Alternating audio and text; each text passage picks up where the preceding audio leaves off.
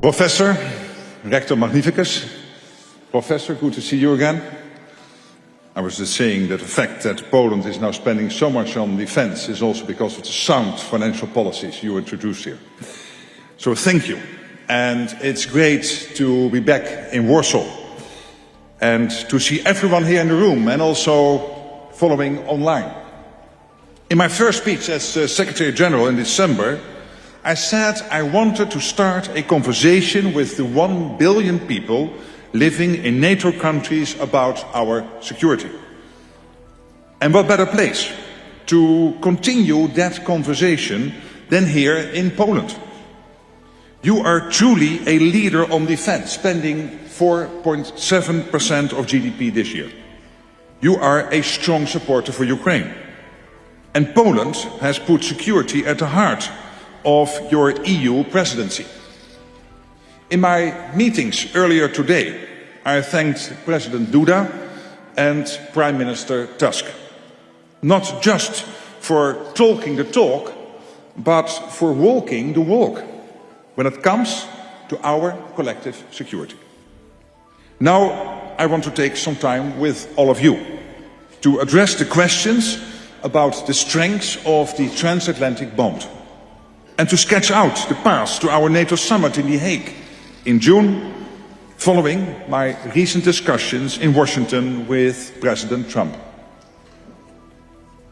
I know that things have been moving fast in recent months, and many of us feel less secure in this rapidly changing world. Russia's war against Ukraine is raging on, and there are concerns about how it will end. However it ends, Russia will remain the most significant and direct threat to our security. Russia is ramping up its defense spending and has moved to a war economy. It is rapidly rebuilding its armed forces, built on Chinese technology, backed by deadly Iranian drones and North Korean troops and missiles. Putin has not given up his ambition to reshape the global security order. And he is not alone. China, Russia, Iran and North Korea are increasing their military cooperation and exercises. Beijing is carrying out its own massive military build-up, including of its nuclear forces, with no limits or transparency. What's happening in Europe matters for the Indo-Pacific and vice versa.